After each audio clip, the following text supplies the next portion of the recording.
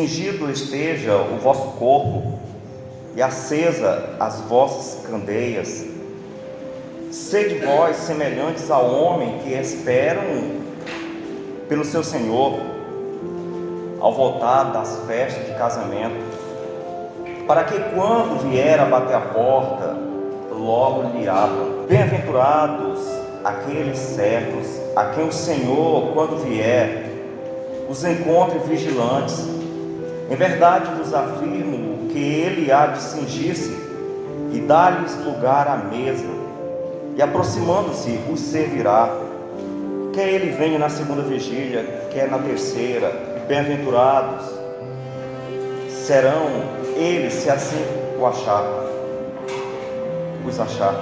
Sabei, porém, isto: se o pai de família soubesse a que hora havia de vir o ladrão, vigiaria e não deixaria arrombar a sua casa. Ficai também vós apercebidos, porque a hora em que não cuidais, o Filho do Homem virá. Essa parábola, ela é uma sequência da parábola das 10 virgens. Por uma razão, Mateus, ele não concluiu, e Lucas, ele colocou essa conclusão aqui da parábola das 10 virgens. Essa parábola, ela está no contexto, aqui anteriormente, aqui no capítulo 12, Jesus, ele combate algumas coisas, tá? Os ensinos de Jesus sempre era levando o seu povo para uma luz, e ali ele começa a combater as preocupações, né? Aqui fala sobre a solicitude, né? A ansiedade pela solicitude da vida. Então ele começa a combater as preocupações, fala também sobre a avareza, e são pecados, irmãos, dos nossos dias, tá? Isso aqui tem quase mais de 2000 anos, uma média de 2000 anos, mas são coisas bem atuais. Eu acredito que aqui entre nós há uma grande preocupação com o futuro, com o que vai, as contas, né? O patrimônio que quer ampliar. E Jesus, ele combateu isso, né? E ele falou aqui também com relação à avareza. E no Salmo, no capítulo 24, no versículo 2, fala que Deus, ele fez a terra sobre os mares, né? E sobre as correntezas ela anda. Esse texto é muito claro, irmãos. A vida, ela é incerta. O mais certo que eu tenho, que você tem na vida, é de que tudo é incerto. Então, há uma tentação, né? Como foi mencionado na lição, uma espécie de idolatria nossa em nos preocuparmos com essas coisas terrenas. Não estou aqui levando para aquele lado de que você não precisa ter bens, não é bem isso. Mas o que a gente não deve ter é uma preocupação exagerada, que se consuma em uma avareza. Foi isso que Cristo combateu aqui. E lembrai-vos de Jó. No momento ele era muito rico, e em outro momento ele não tinha mais nada. Então, irmãos, tudo passa, mas Deus não. Então se concentra em Deus. Esse era o ensino de Jesus. Também ele combate aqui a hipocrisia dos fariseus. A gente tem que ter cuidado com isso, irmãos. Era comum, principalmente entre os líderes na época de Jesus, a hipocrisia. A palavra hipocrisia, né? Hipo vem de ator, teatro, farsa. O ator, ele faz um papel. Então Jesus combateu. O cristão tem que ser cristão. O cristão não pode ser um ator, porque senão na linguagem atual o nome aí é hipocrisia. Mas, irmãos, então o noivo, quando terminava a festa do casamento, ele ia para sua casa. E a parábola aqui explica isso. Então, quando ele chegava em casa, o servo tinha que estar acordado. Aqui não fala a hora que ele chegava, mas ele chegava tarde da noite. E nós temos um momento na vida do sono, quando você entra num estado de sono profundo, e era isso que ele queria que evitasse. Você já imaginou?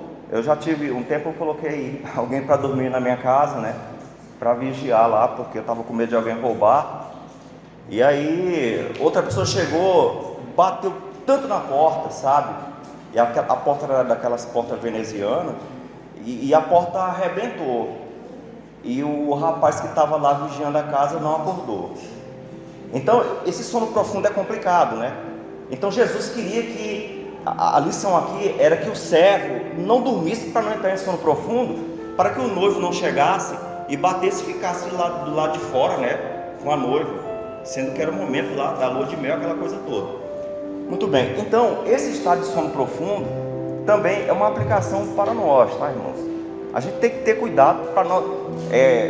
Na parábola as 10 virgens adormeceram, a gente tem que ter cuidado para não chegar a um sono profundo, porque complica muito. Mas, irmãos, então o servo tinha que estar atento.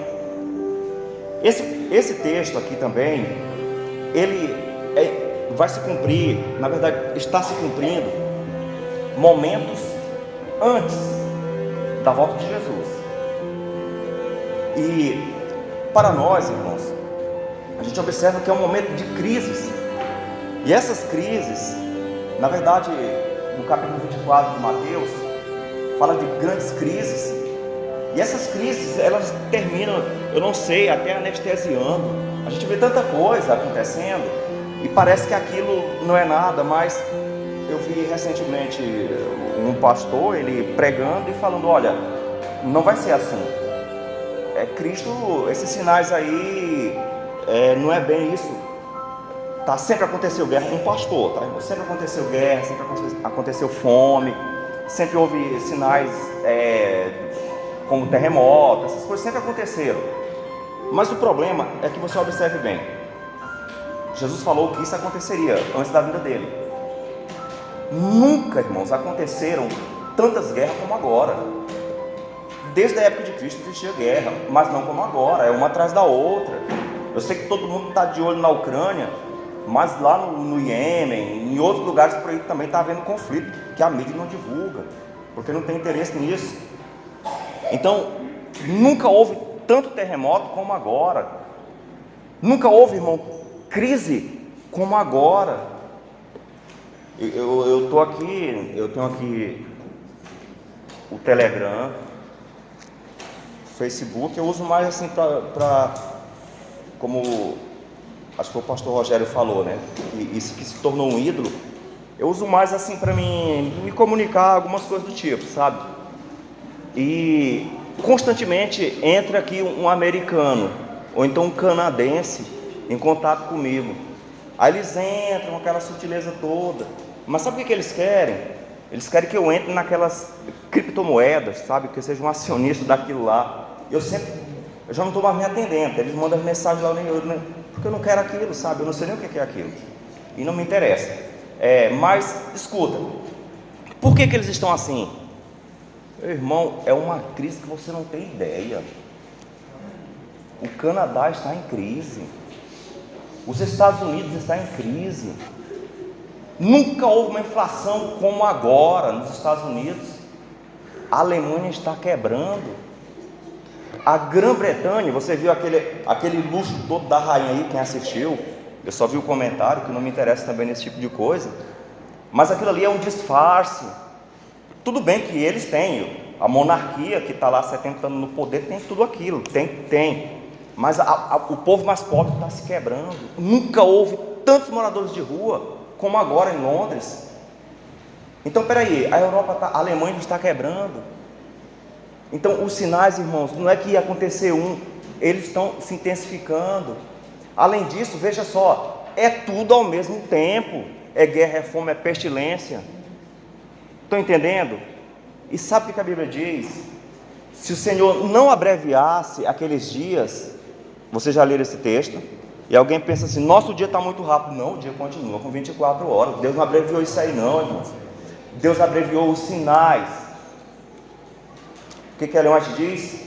Os últimos acontecimentos serão como? Rápidos. Então está sendo muito rápido, uma coisa atrás da outra. Mas irmãos, aqui o texto diz, né?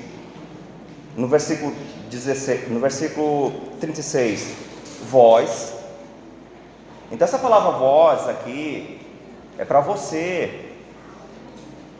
Mas vocês, não importa o que os outros pensam, não importa o que os outros falam, vocês têm que estar o quê? Vigilante. Vocês têm que estar o quê? Tem que estar, irmãos, prontos. Essa é a mensagem de Deus. E aqui diz também, né? Cingindo o vosso corpo. Então, o que significa aqui o cingir? Primeiro, significa que na época, aquelas pessoas lá no Oriente vestiam aquelas vestes muito longas. E de repente elas atrapalhariam nas atividades, em algumas atividades. Então ele está falando cingir. Cingir quer dizer, era dobrar e acochar aqui o cinto para aquelas vestes não atrapalhar. No livro de Hebreus, no capítulo 12, no versículo 1, fala o seguinte: deixando todo embaraço do pecado. Então para nós o cingir, primeiro ponto que a gente destaca é isso. Irmãos, devemos deixar tudo aquilo que nos embaraça, tudo aquilo que nos atrapalha, tudo aquilo que impede de que a gente esteja atento. Então veja só, eu estava aqui analisando na língua hebraica e também na língua grega algumas palavras sobre que recebe o nome de pecado. Então eu vi ali, é claro que na Bíblia o nome é pecado, né, na nossa língua, mas na língua hebraica é outra, e o significado também era outro. Então, por exemplo, chet, a palavra chet significa, que está traduzido como pecado, significa errar o alvo. Ou seja, a pessoa não teve intenção, mas errou. No caso aí tem o exemplo do rei Ezequias. O rei Ezequias, ele pecou, ele cometeu chet, ele errou o alvo. Não era para ele ter feito aquilo. Quando os babilônicos chegaram em Jerusalém, era para ele ter apresentado o quê? Deus, como o rei Salomão fez com a rainha Sabá. O rei Salomão apresentou para ela quem? Deus. Mas o rei Ezequias, ele apresentou as riquezas, e foi a condenação de Jerusalém. Então ele errou o alvo. Outra palavra também é avon. Tem essa marca aí, né? O pessoal gosta de, inclusive da Apple, é uma maçãzinha lá mordida, símbolo do pecado. E a palavra avon também significa um tipo de pecado, tá? Avon significa perversidade, depravação, pecado de alto nível de consequência. Foi o que Davi fez, tá, irmãos? Então, quando Davi pecou e tomou a mulher que não era dele, e ainda matou o esposo da mulher, ele cometeu avon. Foi intencional e muito grave. Outro tipo de pecado, aveira. Aveira é um pecado, ele é esporádico, ele também é intencional, mas a pessoa não se afasta de Deus. Foi o caso de Jacó. Quando Jacó enganou o irmão dele e o pai, na verdade enganou o pai, ele cometeu aveira, mas ele continuou servindo a Deus. E tem um outro tipo de pecado aqui em hebraico, que é o pechá. Pechá é rebelião. A Bíblia diz que o pecado da rebelião é como o pecado de feitiçaria. Então, alguém que cometeu esse tipo de pecado foi Manassés. Manassés foi o rei mais ímpio da história, irmãos, de Jerusalém. Ele foi tão ímpio que foi por causa dele que ele foi o ponto culminante, ele foi a última consequência para o exílio. E no grego existe aí também pelo menos 5 palavras para pecado. Hamartia. Hamartia também é errar o alvo.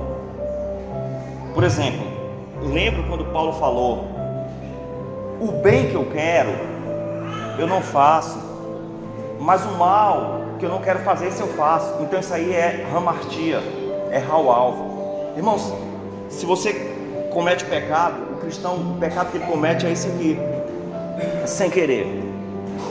É um dos pecados do cristão, viu, irmãos? O outro é parabases.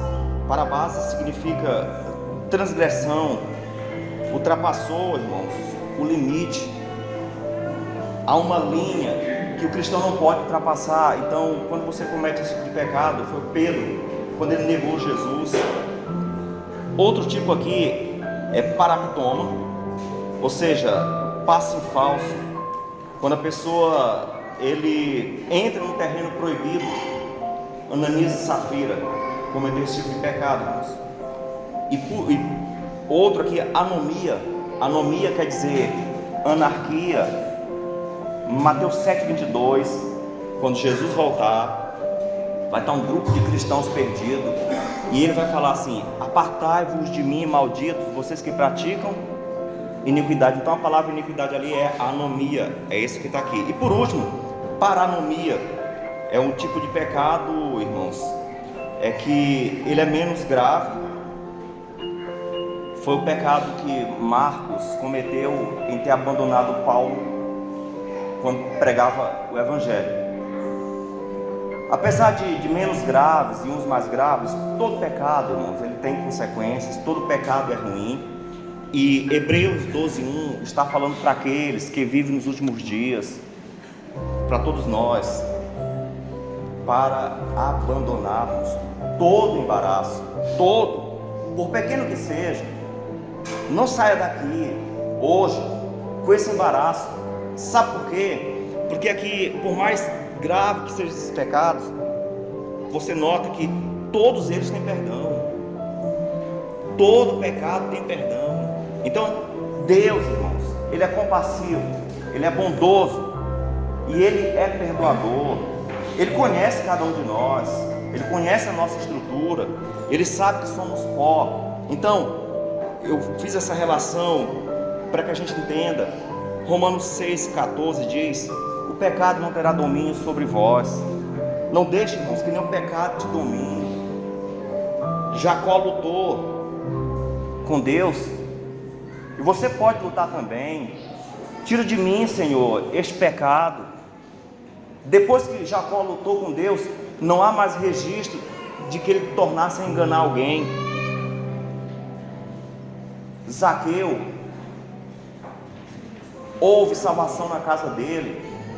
Não há registro de que Zaqueu continuou a ser desonesto. Há poder, irmãos, em Jesus para a libertação de qualquer pecado. Qualquer pecado. Não se perca. Não se perca por causa de pecado. Porque há um Deus que perdoa, há um Deus que purifica, há um Deus que faz com que você odeie aquilo que hoje você ama. Você passa a odiar o pecado, a se envergonhar. Eu tenho certeza que muitos aqui já passaram por essa experiência, já venceram pecados, e hoje você olha para esse tipo de pecado, você tem vergonha daquilo que você cometeu. É isso que a Bíblia diz. Mas, irmãos,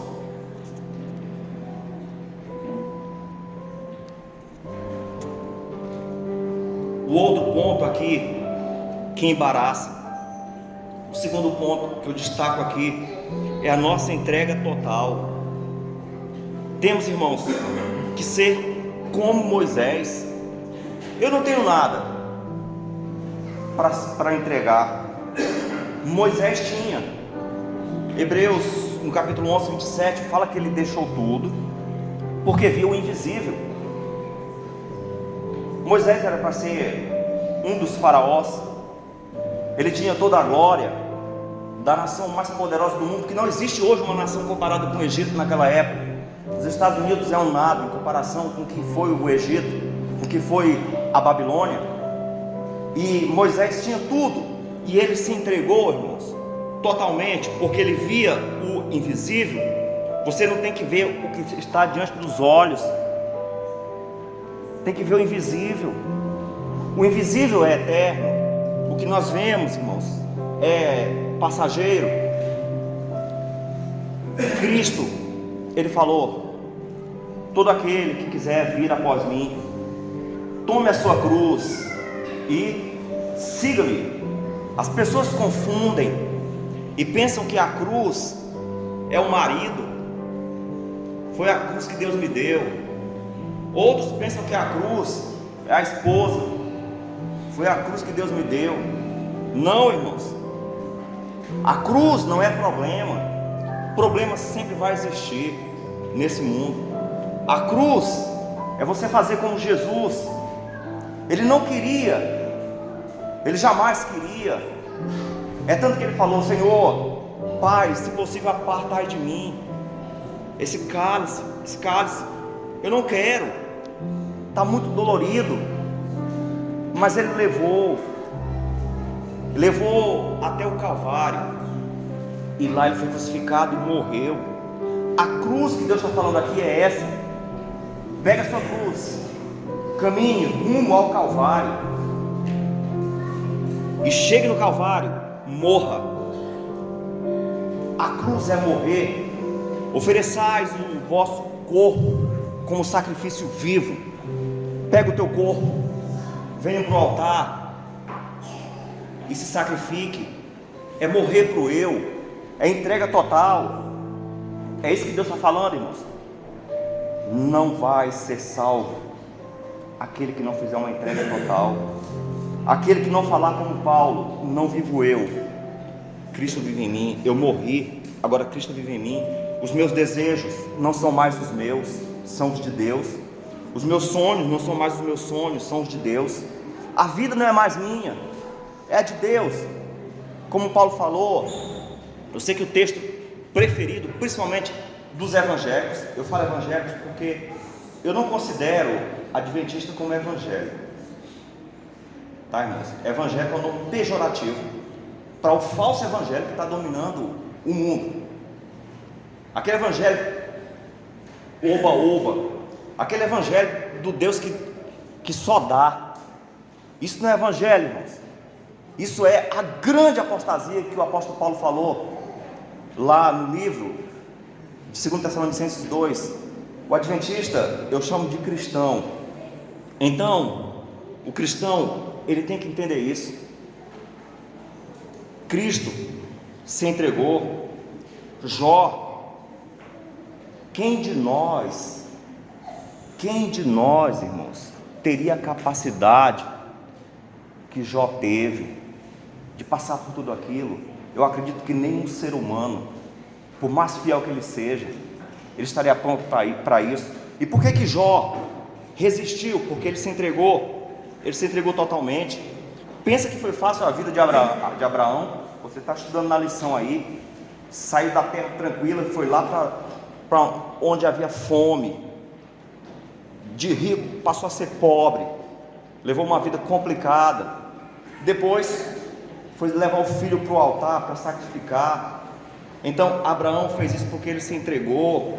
Jacó, irmãos, ele também se entregou. Senhor, eu não te deixo se tu não me abençoares. A Virgem Maria, foi fácil, irmão, para ela?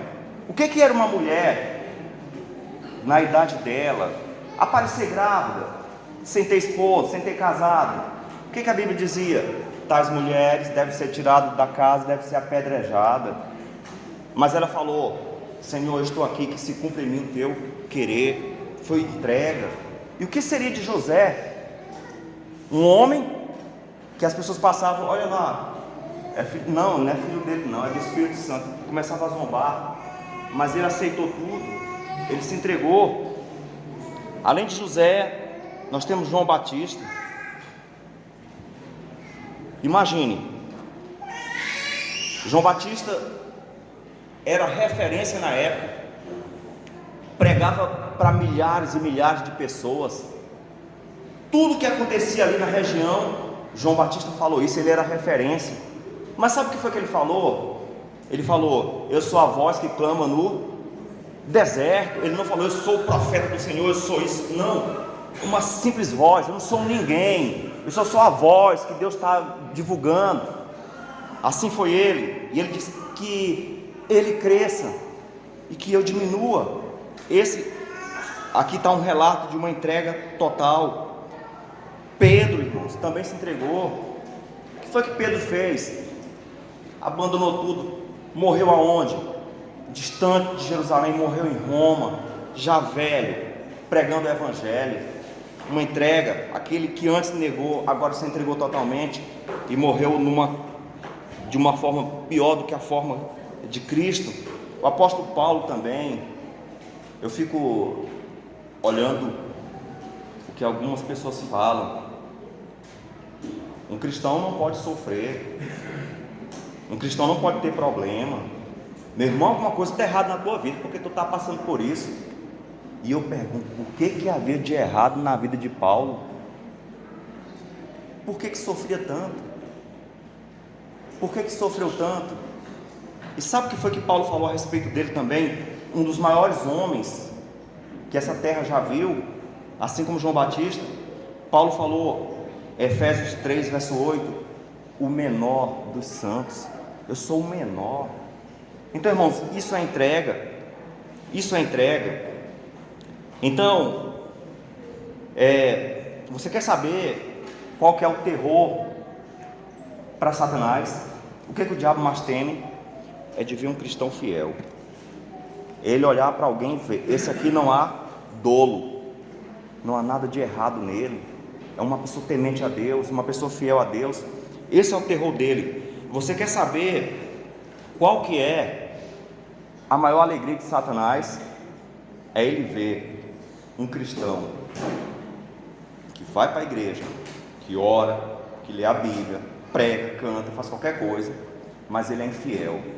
Então o diabo se exulta nisso, sabe, irmãos? Eu estava lendo nessa manhã aquele livro Testemunho para Ministros, e eu vi algumas coisas ali, irmãos, que fala que quem comete esse tipo de coisa, ali fala que essas pessoas, elas estão longe de Cristo. Por exemplo, orgulho. Eu fico olhando aqui no Salmo 22, todo mundo gosta do Salmo 23, né? Mas o Salmo 23 só existe por causa do Salmo 22. E no Salmo 22, depois você lê, você vai entender o que eu estou falando. E no Salmo 22, Davi fala, eu não sou um homem, eu sou um verme. Você já parou para entender isso?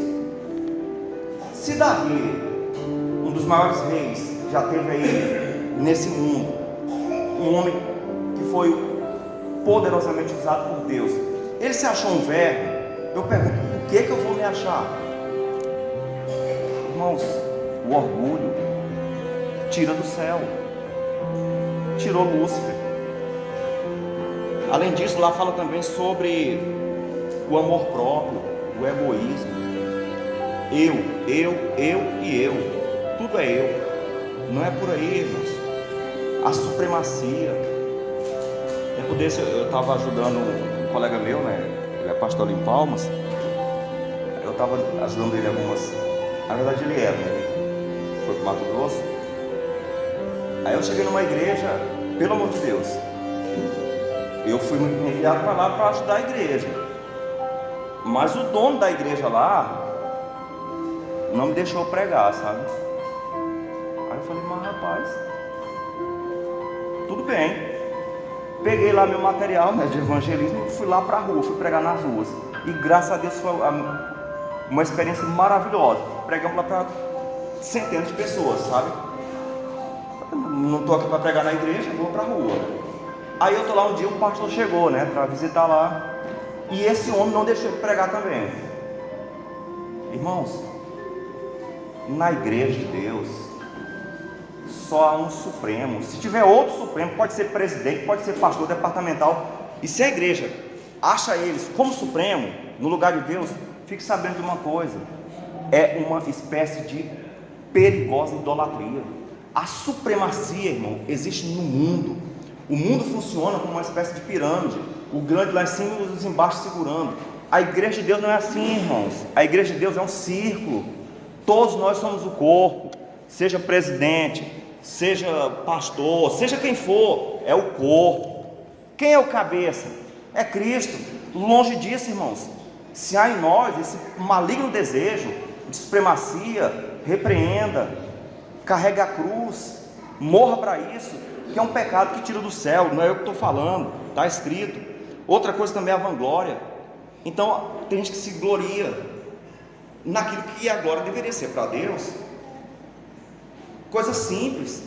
Irmãos, esquece isso. Lembre sempre de João Batista, quando vem essa tentação,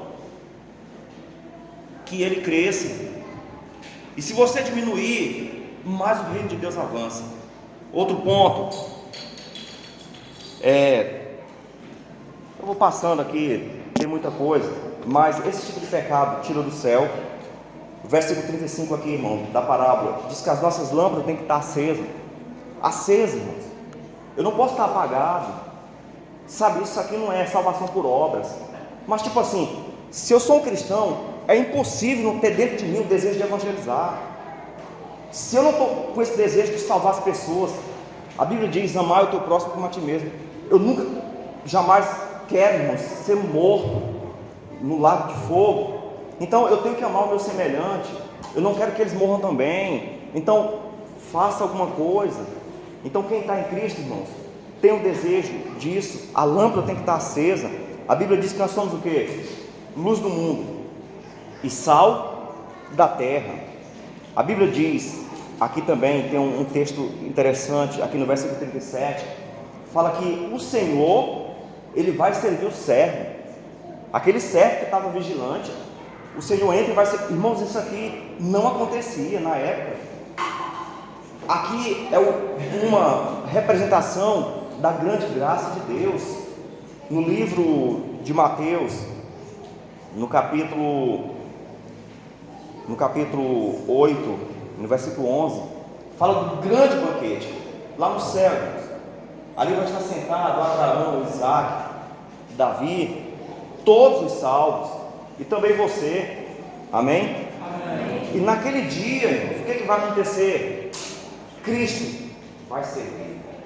Você vai olhar como o Rei do Universo vai servir os pecadores remidos pelo sangue dele. É isso que a parábola diz, uma grande expressão da graça.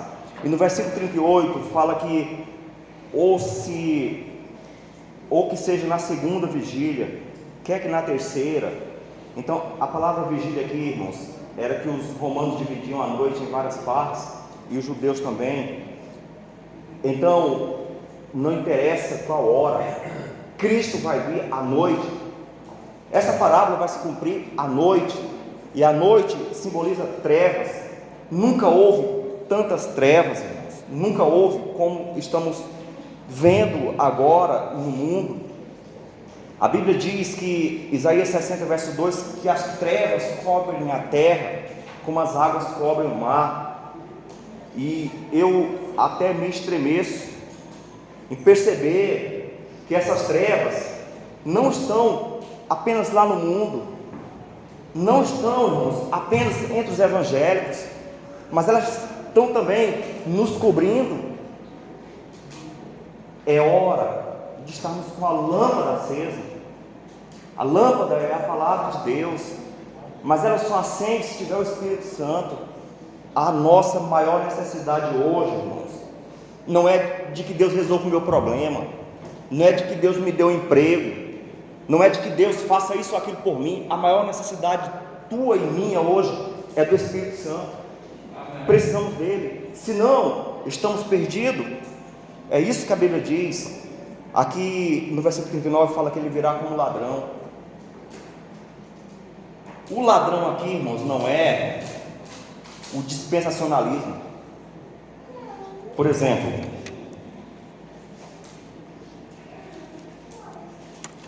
lá no NASP, quando você vê um pastor adventista, né, ou esse pastor que é herege, ele veio do NASP, não é isso, pastor Rogério? E aí ele forma muita coisa, mas não forma herege, tá, gente? Então, lá no NASP surgiu uma heresia, e é um pastor, um professor, ele tem essa ideia do dispensacionalismo. Eu não vou dizer o nome dele aqui mas quando eu estive por ali, vinha alguém do NASP, a gente tinha aquele conflito, justamente quanto que eu vou falar aqui. Eles falam que quase creram no arrebatamento secreto, viu? mas eles creem naquela ideia de que Israel tem um papel preponderante no tempo do fim, e esquece que não tem, viu, irmãos? O Israel que a Bíblia fala é o Israel espiritual, mas eles estão dizendo que lá Israel vai se levantar, não sei o que, esquece isso, tá? E talvez até algum pastor por aí vai falar isso, mas você não vê em lugar nenhum escrito que Israel tem alguma coisa a ver. Tem a ver com o anticristo, eu acredito que vai se manifestar para lá, tá? Mas com a profecia escatológica Israel está fora, porque rejeitou Cristo. Mas escuta, então ele vai vir como ladrão, não é arrebatamento secreto, que faz parte dessa teologia dispensacionalista, que é uma teologia jesuíta, tá, irmãos? Tudo de desgraça que está acontecendo no mundo por aí, anote o que eu vou lhe falar aqui. Bilderbergs, é isso e aquilo. Não, tem uma mão invisível por trás, e essa mão aí, sabe, é a mão dos jesuítas. Então essa teologia que está dominando por aí é deles, então cuidado com isso, tá, irmãos? Mas ele vai vir como ladrão, porque será o quê? Surpresa, tá? Não invisível, é isso que a Bíblia diz. Agora, irmãos, vigiai, esse é o foco da parábola, vigiai. Você não sabe que hora será, eu não sei, Deus só está pedindo para que eu vigie Jerusalém. O profeta Jeremias foi enviado, o profeta Isaías, Jeremias chorou, Isaías foi cerrado pelo meio, mas ele alertou: Jerusalém vai cair, os babilônicos estão vindo. E eles cerraram o profeta Isaías pelo meio e jogaram Jeremias no poço. Depois disso, Jesus falou sobre novamente Jerusalém. Dias virão, se vocês soubessem que paz pertence agora. Então ele anunciou a queda de Jerusalém. Os que acreditaram foram embora, fugiram. Nenhum cristão foi morto em Jerusalém. Mas, irmãos, eles não acreditaram, persistiram no pecado da rebelião e pereceram todos. Depois disso, com o cerco de Roma, e o apóstolo Pedro, ele fala que Roma é o quê? Ele chama Roma de Babilônia. Então, peraí, tem 3 Babilônias. Teve a Babilônia literal, que foi que destruiu Jerusalém. Teve a Babilônia, que foi Roma imperial, que destruiu Jerusalém. E agora tem qual outra Jerusalém? Qual outra Babilônia? Apocalipse 17. A Babilônia espiritual, cuja o símbolo maior é o catolicismo. E sabe qual é o que Deus está falando aqui, irmãos? É que está havendo, assim como houve o cerco no passado, está havendo o cerco nos dias atuais. Você tem que estar atento.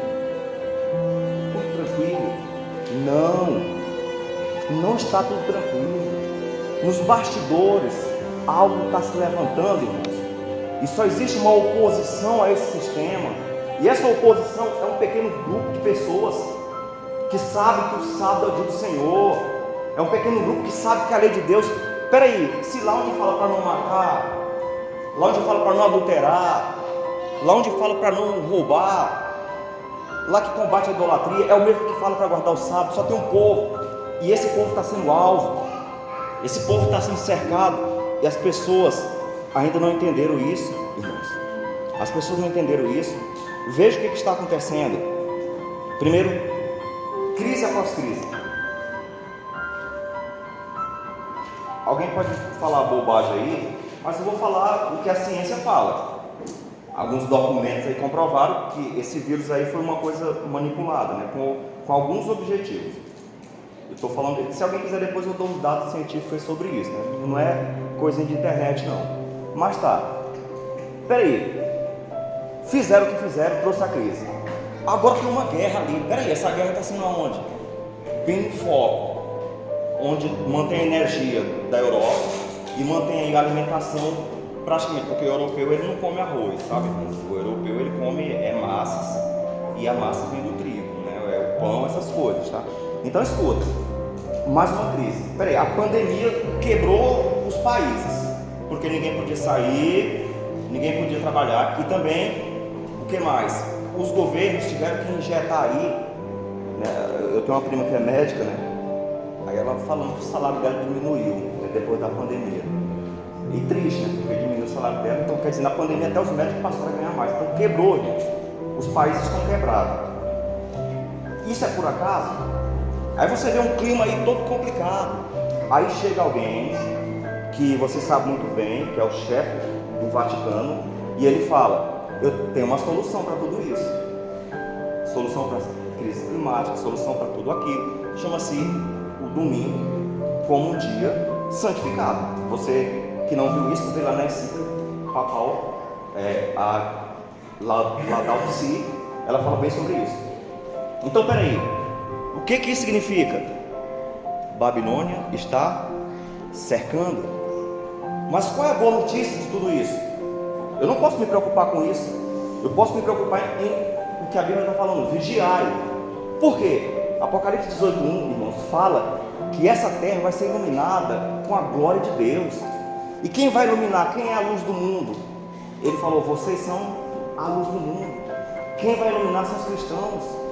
Irmãos, o que pode acontecer na vida de um só homem que se entrega totalmente a Deus? Foi o que aconteceu na vida de João Batista, foi o que aconteceu na vida de Paulo. Irmãos, em 26 anos o Evangelho foi pregado em todo o mundo.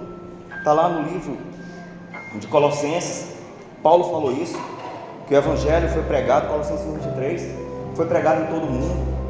A boa notícia é essa, irmãos, que o Pentecoste vai virar coisa pequena com relação à grandiosa derramação, manifestação do Espírito Santo que vai ter em nossos dias. Amém? Eu acredito que vai ser em nossos dias. Mas entenda, irmãos, esse Evangelho vai ser pregado tão rápido que você não tem ideia. Aqueles cristãos superficiais, que não entendem as coisas, falam o seguinte: nossa, com essa tecnologia. Esquece tecnologia, irmãos. Esquece.